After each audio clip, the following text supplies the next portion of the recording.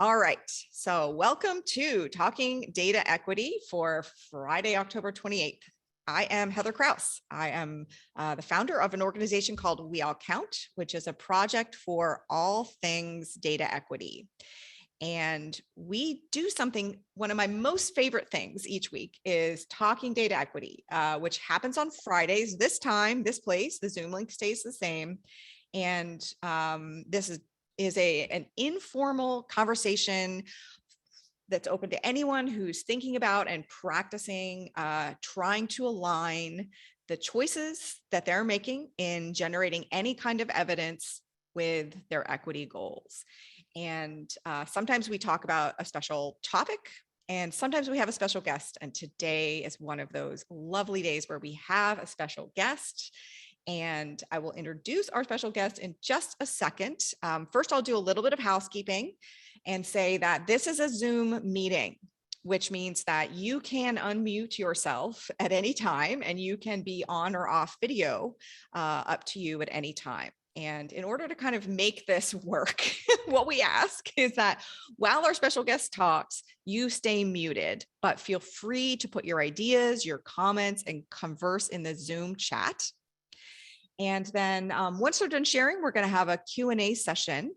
And during that Q&A session, you can either put questions into the chat or then you can raise your hand and we'll ask you to unmute.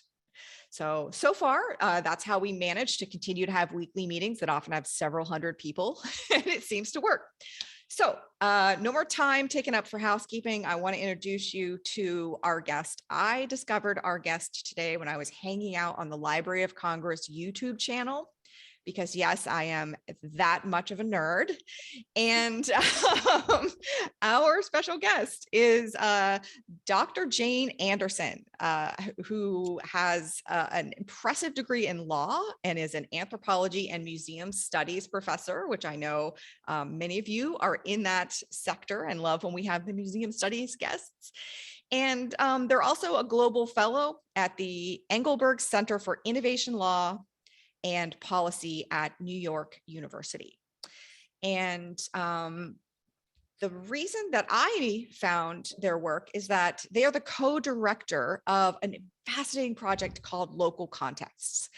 And Local Context is a really, truly innovative project about the practice and theory of aligning, generating evidence with some really, really important equity goals. And I'm going to leave it at that because you hear from me all the time. I'm going to turn it over to Dr. Anderson to fill us in on the details. And I really, really want to say thanks again for joining us today, Dr. Anderson. Thanks so much, Heather. Thank you so much for the invitation to be here. Can you hear me okay? Great. Okay. So my name's Jane Anderson. I'm coming to you from Lenape-Hoking, the lands of the Lenape nations. I just want to begin by paying my respects to the ancestors, as well as to the elders and the present and emerging leaders of these lands and waters. I do a land acknowledgement partly to make visible the ongoing histories of settler colonialism and that they are everywhere present, not an event, but a structure. And very much so because what I'm going to be talking to you about today is thinking around Indigenous data sovereignty and different kinds of interventions that are working to address historical legacies of erasure and inclusion, or erasure and exclusion, trying to find new forms of inclusion, as well as kind of practicing different possibilities for Indigenous data provenance. So I'm going to share my screen. I've got a PowerPoint for you all. And I'm going to go through this project with you, kind of where it comes from and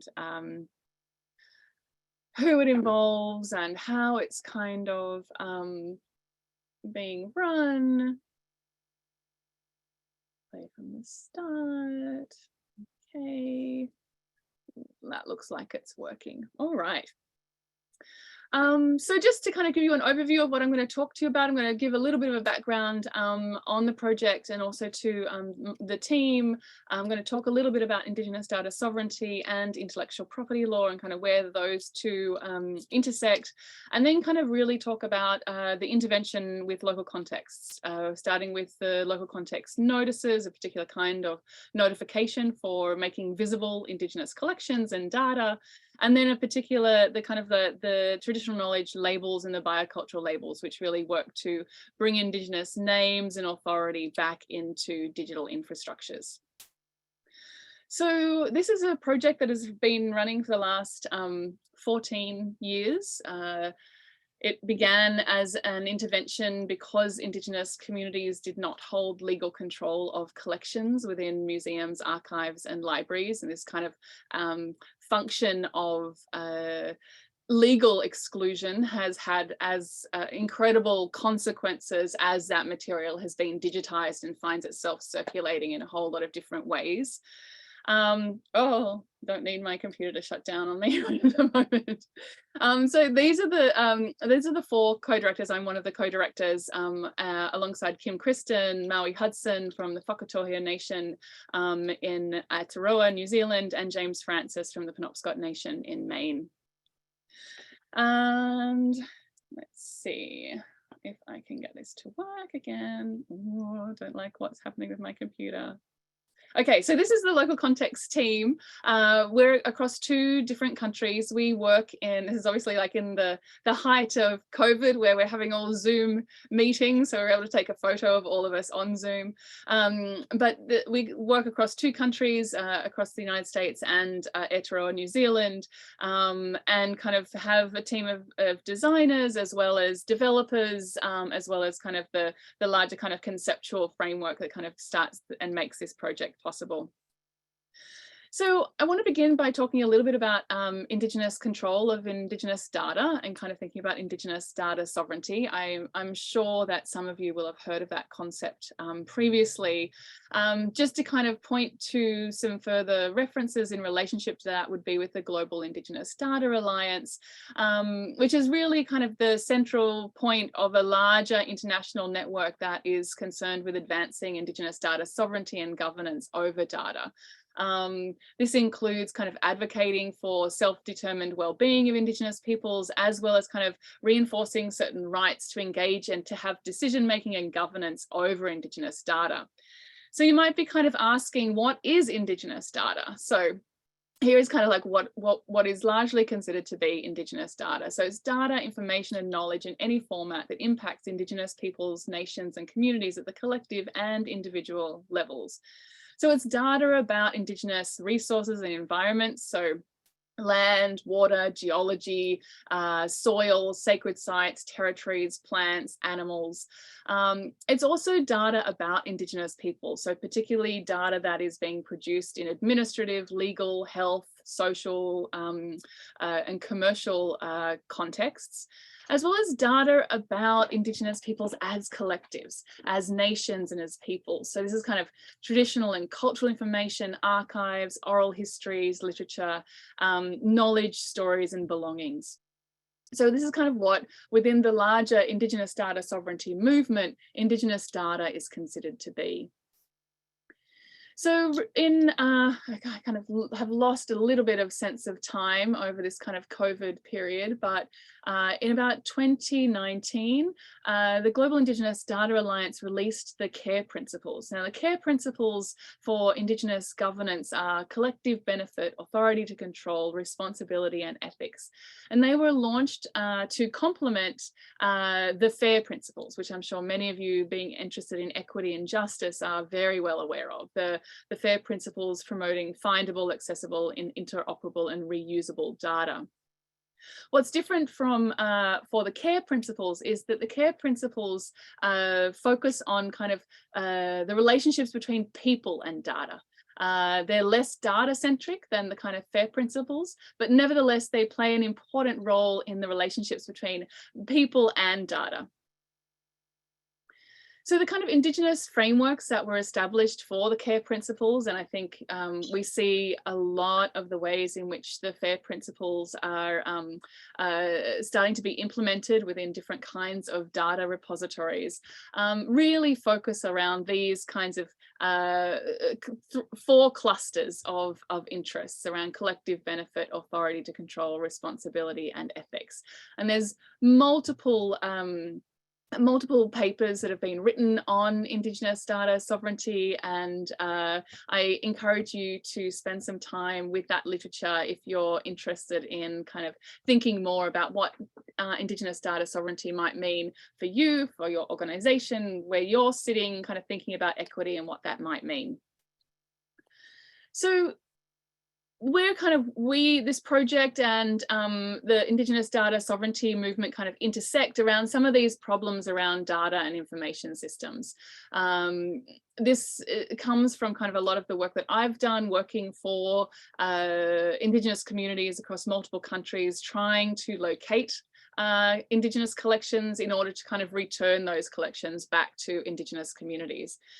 And so kind of these 5 problems really kind of tend to summarize not only kind of where we come from in relationship to this project, but also kind of how deeply entrenched some of these problems are, but also how some of those problems are perpetuated as we kind of move into digital spaces. So kind of the first challenge that we deal with is that every Indigenous community has enormous collections of tangible and intangible cultural material, knowledge and data that's held in archives, museums, libraries, repositories, and other online databases.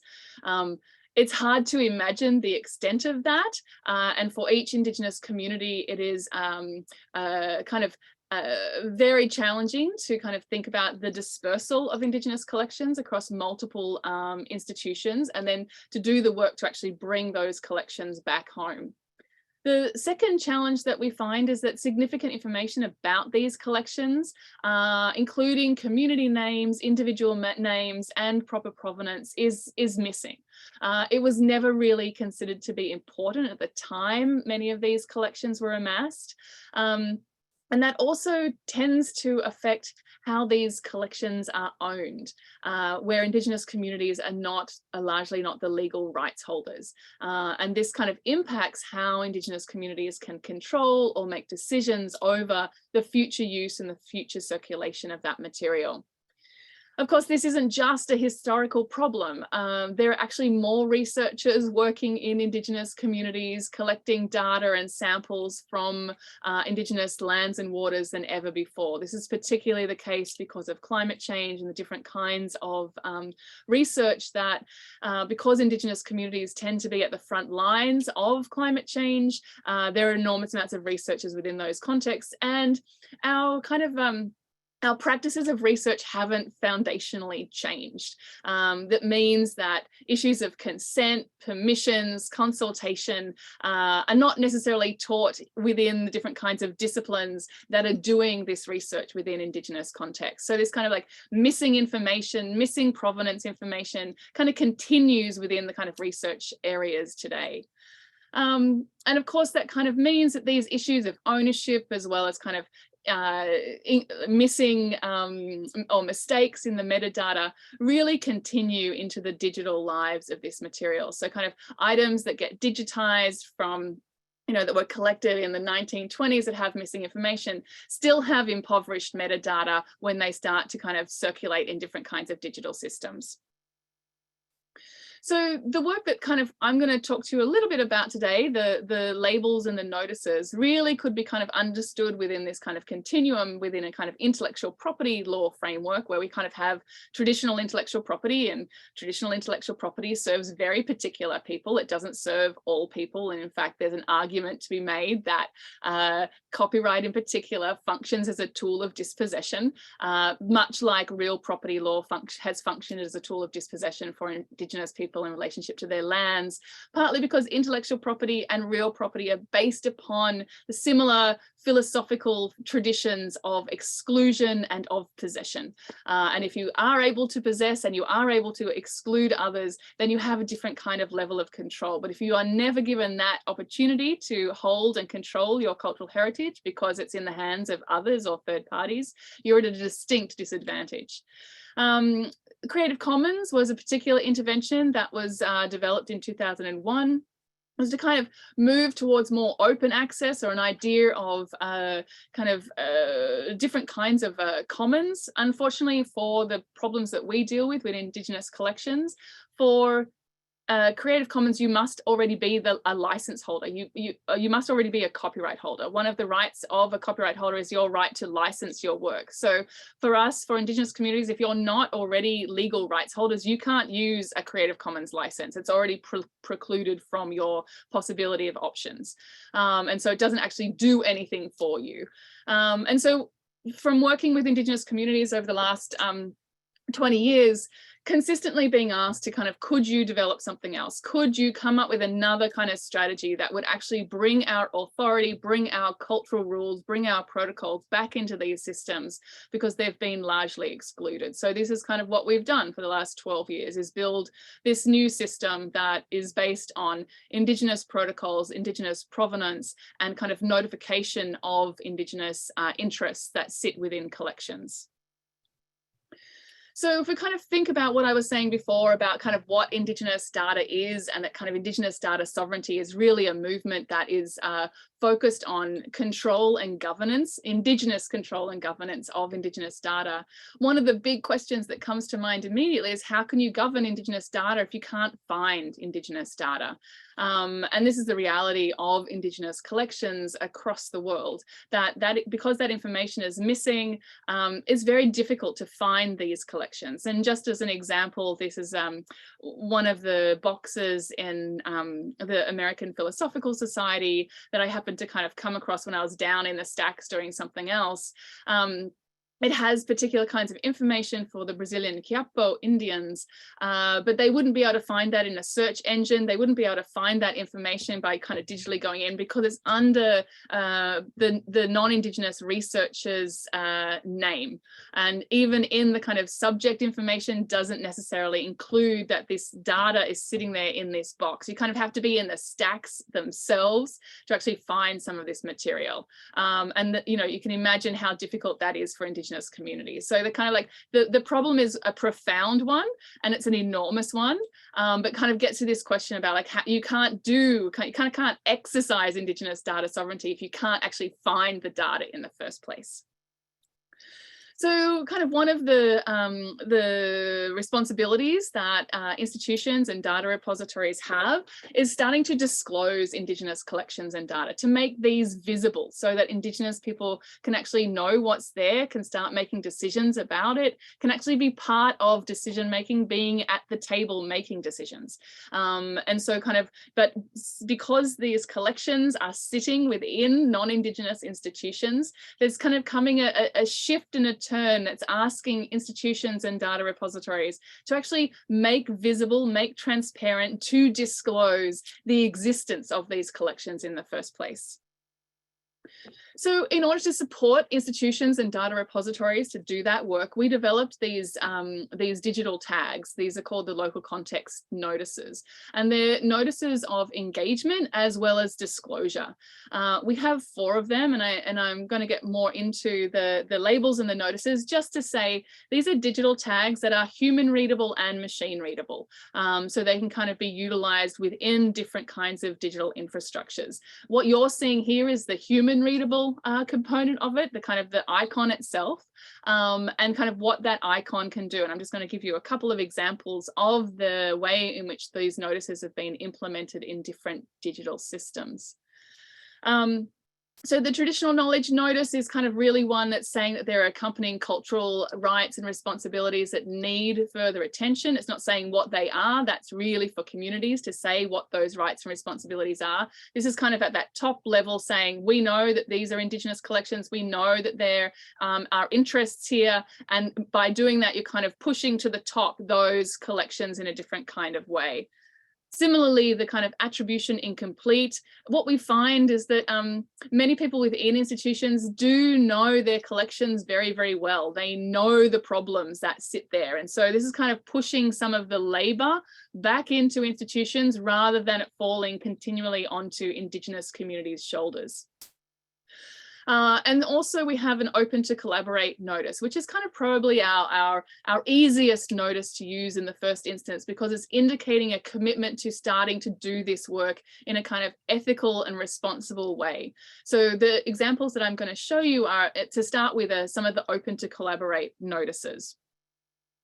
Importantly, around the use of the notices and when institutions use the notices, there are kind of three different parts. There's the icon, there's the title of the notice, and there's the descriptive text.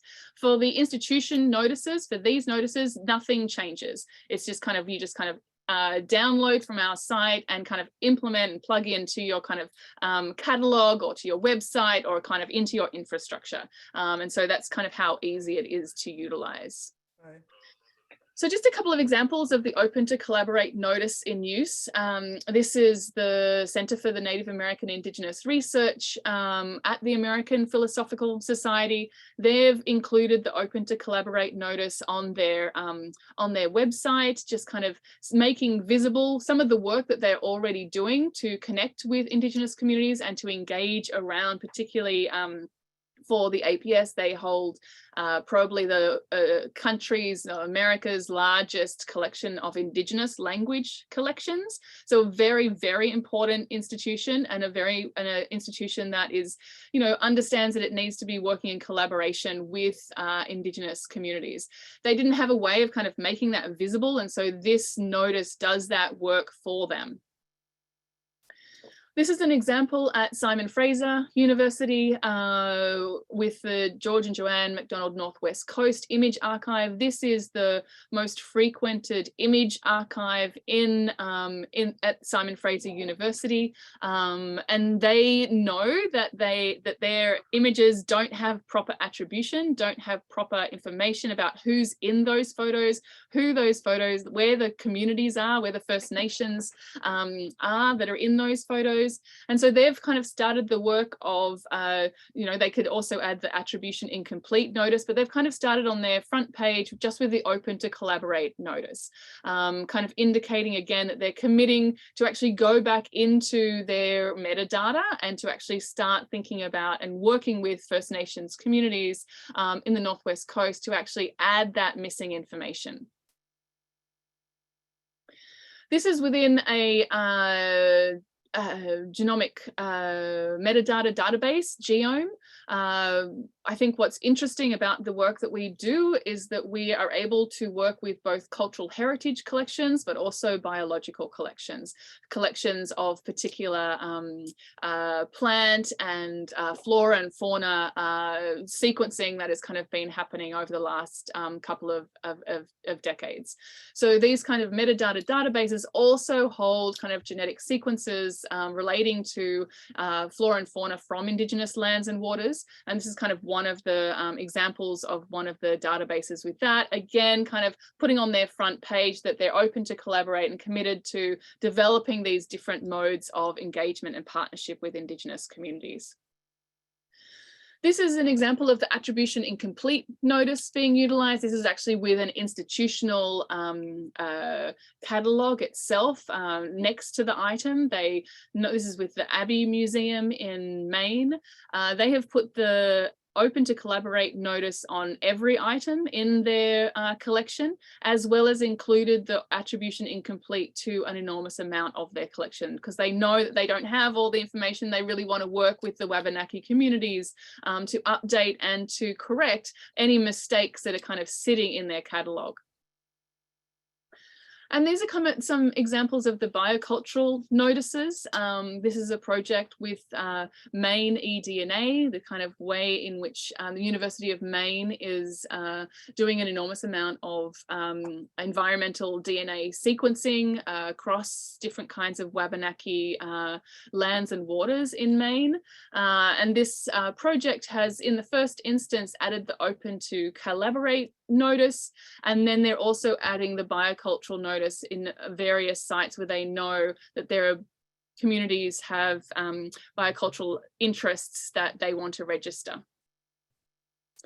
And this is probably the biggest example of this at the moment that we have, which is a collection at Manaki Whenua, which is a national repository in New Zealand, in Aotearoa, New Zealand. This is, they have 667,000 records of particular samples that were taken from Indigenous lands and waters, and they've added a biocultural notice to all 667,000 items within there's 4 different collections that they've added that to. Again, kind of just making visible in the first instance that there are Indigenous rights and interests. So I'm going to turn now to the tool that we developed for Indigenous communities. If we kind of have developed this project in certain kinds of ways, we began with these labels for Indigenous communities because that's kind of where we were asked to start from Indigenous communities. But as we kind of built this project, we also understood that researchers and institutions also need particular tools. And so that was the notices that I just spoke to you about. The traditional knowledge and biocultural labels are a little bit of a different variety. This is really where nuance and particular kinds of cultural protocols and rules and permissions for using particular kinds of material are differently articulated. There are 3 different kinds of labels. We have provenance labels, so where has information come from? What are the kind of multiple community interests that might sit with certain kinds of information? We have protocol labels, which are kind of speaking to the different kinds of rules around use. For instance, there's different kinds of gender restrictions, different kinds of ways in which relationships to land are differently present within the use of and sharing of particular kinds of information. And then we also have the 3rd category of permission labels, permissions in relationship to how the community want to see this information shared into the future. So the traditional knowledge labels, there's 20 of these. They kind of range from attribution, so directly bringing communities' names back into the record, to kind of more nuanced understanding of who within a community has authority for particular kinds of songs, for instance, and for different kinds of circulation around how people want to see that material used. This is just 3 examples of the traditional knowledge labels. The multiple communities, recognizing that there are often multiple communities. We kind of are outside of a model of a kind of a singularity, in the sense that we needed to develop labels that kind of help people understand relationships between communities in a different kind of way, rather than kind of marking them as singularly bounded. We have the traditional knowledge seasonal label. This is kind of one of my favorite labels because it's connecting relationships to land, to knowledge. So particularly in contexts where certain kinds of stories should only be shared at a particular time of the year, certain kinds of songs should only be sung after the first snow. This label really gets to that kind of relationship to place. And how that's kind of carried through in relationship. So, a song just isn't a song, it's actually tied to place, and to the meaning is caught within that in a different kind of way, which our categorical systems don't capture in the same way. So I love the seasonal label. And then obviously the non-commercial label that's kind of really speaking to how Indigenous communities would like to see their material shared, or kind of not shared within a commercial context necessarily. So the label customization is a bit different to the notices. The notices you don't change at all, which kind of adds to the ease of implementation for institutions and data repositories. But for Indigenous communities, the TK labels and the biocultural labels are to be customized. This kind of recognizes Indigenous sovereign interests to define the terms and to utilize Indigenous languages in the process of doing that as well. So the icon doesn't change. That's kind of needs to remain stable because it needs to be recognized across multiple international contexts as well. But the title and the description can both be changed to support Indigenous sovereignty around the kind of description frames. I'll just give you a couple of examples of kind of what the labels look like in a variety of contexts. So this is within the Scowlitz Band of the Stolo First Nation. This is a website that the Scarlets developed multiple years ago, really telling their own story in relationship to histories of archaeology on their lands and waters. This is the kind of customization of the attribution label. This is one of the first labels that they customized. And you can see that they've kind of utilized their own language, Hulkamalem, to name the label, as well as kind of to describe why they're using the label as well. You'll see up at the top of the site, they're utilizing 4 TK labels: the attribution, the non-commercial, the outreach, and the verified. The outreach label kind of indicating that Scarlets want to use this website for educational purposes, to educate non-Scarlets people about their history. And the verified label means that it's gone through a particular process of community authorization at different kinds of levels within the community as well.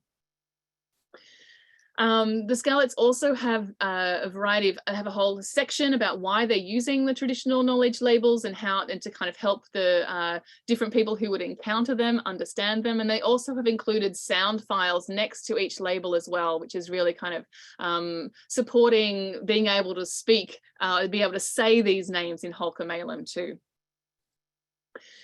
In other kind of parts of the website, they've utilized other labels, and so you can see that the 4 labels at the top have become 5.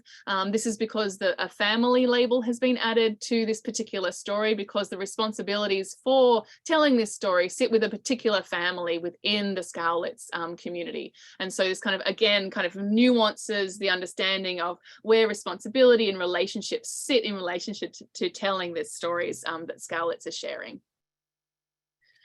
So the next story I want to share is the one from the Passamaquoddy sound recordings at the Library of Congress. Maybe, Heather, this is kind of where you first encountered some of this work. So these were the first sound recordings made in 1890 on native land in the United States. This was in Calais, Maine. And a young ethnographer went up to Maine to make these first sound recordings. He was heading out on an expedition to Hopi and Zuni in the summer of that year, but he kind of went up to Maine to do these kind of first sound recordings. These sound recordings sit in the Library of Congress now, and this is kind of what the record looked like prior to doing the work on these recordings. And you can see that it's a fairly impoverished record in the sense that there's no information really about the Passamaquoddy songs or the content of those songs. We know a little bit more about the technology itself, about the cylinders. We know that in this instance, Harvard University is the rights holder. Passamaquoddy have no rights in this space. And then it's kind of like, then it's kind of empty. Then we kind of know nothing.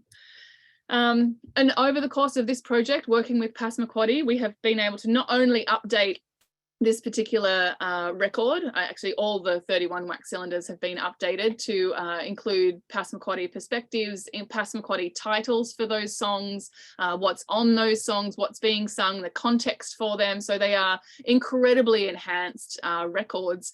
But then the Passamaquoddy have added 3 traditional knowledge labels to the record within the Library of Congress. They've added an attribution label, an outreach label, and a non-commercial label. And that those labels are as close as possible to the content, kind of asking any kind of viewer or public who kind of encounters these recordings to kind of think about whose rights they actually are, who has the rights to these songs. So the 3 labels are the attribution, and you can kind of see again, very similarly to what the Scarlets have done, this is kind of what all communities do, is they give their community's name, or they kind of, this is a Passamaquoddy name for the attribution label, for the outreach label, and for the non-commercial label.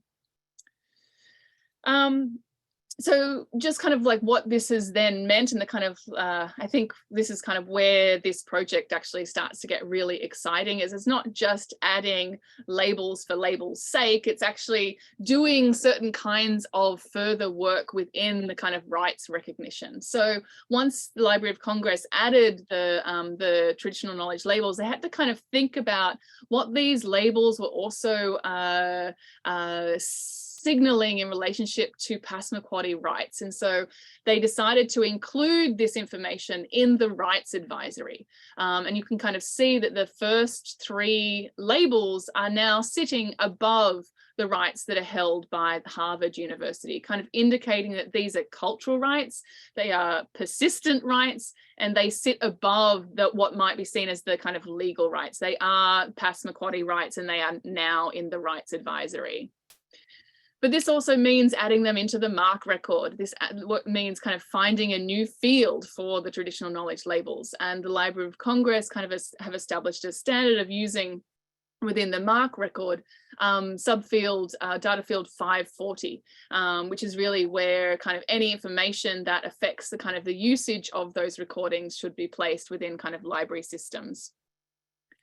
But kind of more than that, and this is probably the biggest shift within this project, is because there wasn't a JSON field for the traditional knowledge labels, we had to add it to the Library of Congress's digital infrastructure. So now there's a JSON field, traditional knowledge labels, for every single item in the Library of Congress. What that means is that any Indigenous community that wants to use traditional knowledge labels to have their rights reasserted back into the Library of Congress can now do that.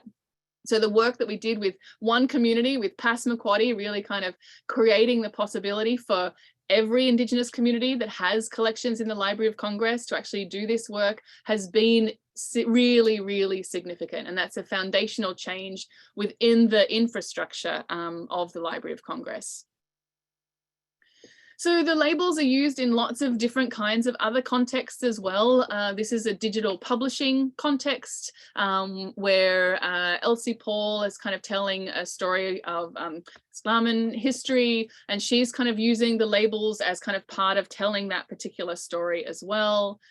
She uses the labels kind of to help navigate different kinds of stories that are being told. You can see that there's a label on the colonialism chapter that has kind of like hands around it. This is kind of culturally sensitive, speaking to the different kinds of sensitivities that might exist in any telling of histories of colonialism from her standpoint, to be a little careful.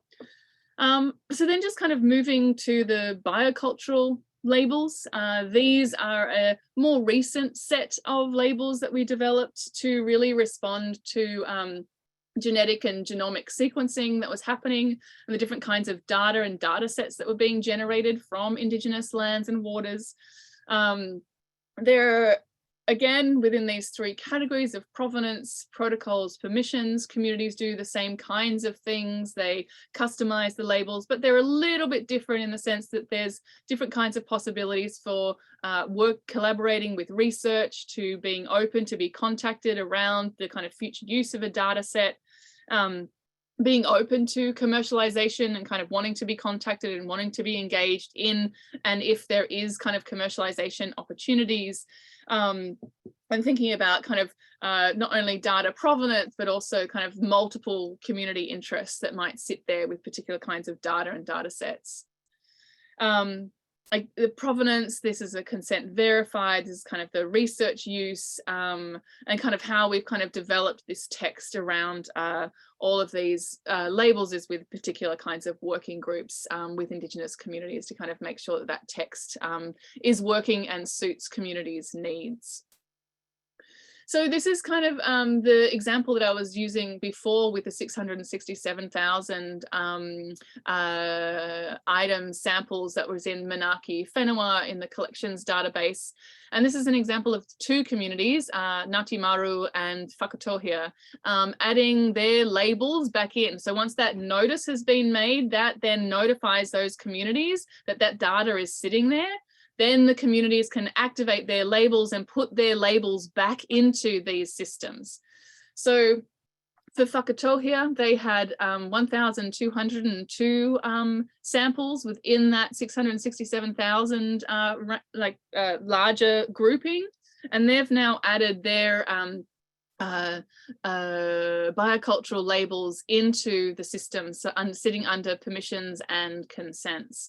Whilst that data and those samples were not collected with whakatauhia consent necessarily, what the inclusion of these labels now do is prompts people who want to work with that data to actually reach back out to whakatauhia, to be in collaboration with, and to kind of be part of a conversation about how that data might be utilized into the future in a different kind of equitable way. And this is kind of just what happens within the Manaaki Whenua context. When you click on one of those labels, it pops up, and the kind of the whakatauhia customization is kind of what is made visible. So again, you're kind of getting this nuance in relationship to how whakatauhia are kind of thinking about how they might want to engage in commercialization activities around their data set. This is kind of what the Ngāti Maru example looks like, very similar. They've added a provenance label and a consent verified to kind of say they know that this information is existing here within the national database, and that they're open to being contacted and having conversations about the use of that data moving forward. So all this happens through both kind of the generating of the notices, as well as kind of notification between institutions or repositories and Indigenous communities, and then also the customization of the TK labels through this kind of digital platform that we've produced called the Local Contexts Hub. You register with us, you can kind of create particular projects, connect communities to those projects. Communities will then kind of share their labels with those institutions, and creating this kind of dynamic space of engagement around kind of data equity. This all kind of operates on an API. So this is kind of like what we've been finalizing at the moment, is just kind of some of the guidelines for utilizing the API and the different kinds of standards across different kinds of digital systems, knowing that there are many. And kind of thinking through what that looks like with these kind of multiple projects. So I guess, you know, just finishing kind of what the long tail of this kind of longer work is kind of working to maintain provenance across data ecosystems, so that as the kind of data moves out of communities into institutions, into aggregators, through to users and to different kinds of publishers, these kinds of permissions and information and critical metadata are kept with that information as it moves across the digital systems. And so how we've, you know, what's so important about this intervention is kind of thinking that Indigenous data provenance really matters, and that we're more likely to have different kinds of research when Indigenous people are involved, as well as different kinds of outcomes, ones that actually might benefit Indigenous people as well. So one of the big things that we're kind of involved in at the moment is to what extent better provenance supports Indigenous benefit sharing from the use of data in different kinds of contexts. So it gives you a key to get back to the community. At the moment, there's no key. And so kind of what that means is kind of like making something and inventing something that actually can do that work, looking backwards, but also looking forwards. So we have a number of working groups that, if you're interested, think about joining, please email us. Our team loves to talk and meet new people and kind of think about how these tools can be utilized and implemented within your contexts. We have an Indigenous communities working group, we have a cultural institutions or an institutions working group, and we also have a technical implementation working group as well. So I'm going to leave it there and stop sharing my screen and allow for some different questions if there are any. Oh, there are many. Thank you so much, Dr. Anderson. This has been absolutely highlight of my week. You can see lots of applause happening in the chat and on the videos. And yeah, so again, thank you so much for coming. If you're in the room and you want to ask a question out loud, this is the time when you can raise your hand. And while you decide if you want to raise your hand, I will ask one of the questions that's been, there's been a couple that have been waiting to be answered. And I think the first one is one that a lot of people here share, which is, are you aware of anyone using these tags or these markers attached to things like quantitative health data, or things like that, like more academic, quantitative research data? The questions I'm getting are mostly about health, because that's where it's, really quite obvious that there's extraction happening. Are you aware of anybody actively doing that with this? We're having a lot of conversations with different people who are in the health sector. I mean, it's I would say it's emergent for us, because it's that the health data is difficult to deal with in kind of one way, but it's actually through different kinds of interventions that are happening in Canada that some of that those conversations with people working in health with health data kind of coming about. Also within context within the US, particularly through the Native Biodata Consortium that's kind of focused on native health data. And so those, and then also with Aboriginal health services in Australia as well. So it's kind of, it's very apropos that would be kind of the first question. It's we don't have any examples of that yet, but it's kind of in the process. Great. Well, that's great news. And we might be reaching out to ask for you for some introductions or some connections, because this is a very concrete solution to something that we have been struggling with for a long time. Bruno, it's so good to see you. You have your hand raised. Go ahead. Thank you. And thank you, Dr. Anderson, for this amazing presentation. I was not familiar with this work, so I'm also grateful for you, Dr. Krause, for bringing this to us. I have a million questions, but I'll keep it short and focused on one that can piggyback off of what just was said in health. For years, I've been working in various places around community ownership of data as it pertains to biobank samples. Yeah.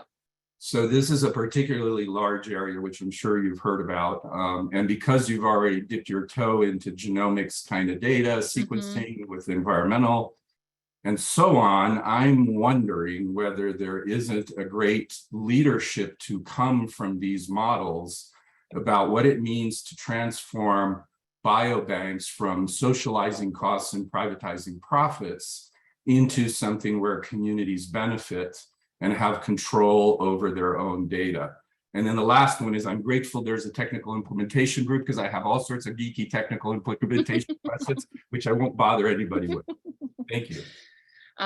No, of course, and I really appreciate that. And I mean, I could go down the rabbit hole of the technical implementation piece as well, because I love it. But please email us to join that technical implementation working group. I'm just going to pop in the chat the folks that we work most closely with around the kind of the biobanks, which is Native Biodata Consortium, which is Indigenous run, Indigenous led, and on Indigenous homelands as well, which is kind of where their kind of biobank is.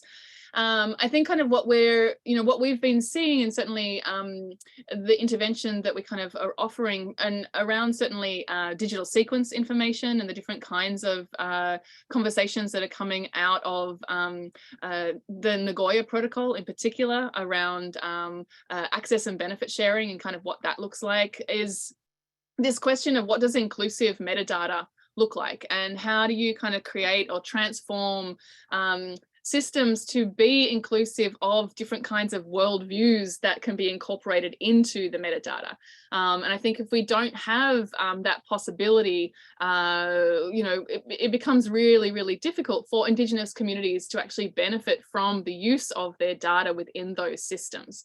So I would say that there's a lot of transformation that has to happen. And I think that that's both the kind of a technical one as well as a mindset one. I think as you began talking about the different kinds of commercial interests that sit within certain kinds of biobanks and the different kinds of management of that, and then thinking about the ways in which people often talk about benefit sharing, but assume that that's only ever going to be financial, that it's not also about expertise and access to resources and a range of different kinds of possibilities that sit within that broader frame of of benefit sharing. We have just finished a project that was actually looking at how, if data had proper Indigenous provenance that was connected to it, what the willingness to pay for that would be within these different kinds of data systems, data banks.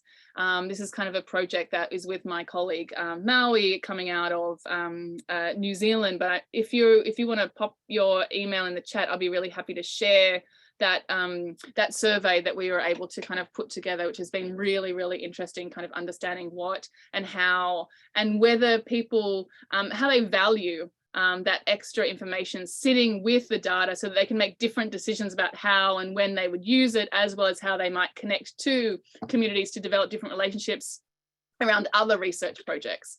And I think that's really what we kind of see this intervention. It's not going to fix all these problems. I think that that's very clear, but what it does is it kind of opens the possibility for different innovation to kind of sit there and to start being generated. And I think that that's really kind of, that's really what it offers. It's kind of its possibility. It hasn't been done before, so that's why we need a technical implementation working group, because it's really hard to do this.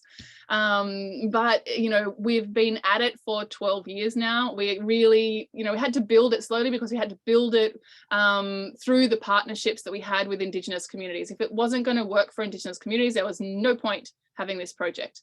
So kind of we've had to build it from that standpoint in the first instance, and then kind of led to this kind of other work with institutions and with data repositories. We also have a project with Native Nations Institute in Arizona with Stephanie Carroll, who is kind of one of the leading global experts on Indigenous data sovereignty. And we have a Luce Foundation grant to work with data repositories on the implementation of the CARE principles. So kind of thinking about what do the principles do at one level, kind of what do the FAIR principles do, what do the CARE principles do, and then kind of what does that look like in implementation and kind of with practical tools. And the labels and the notices are really kind of the practical articulation of the CARE principles. Amazing answer.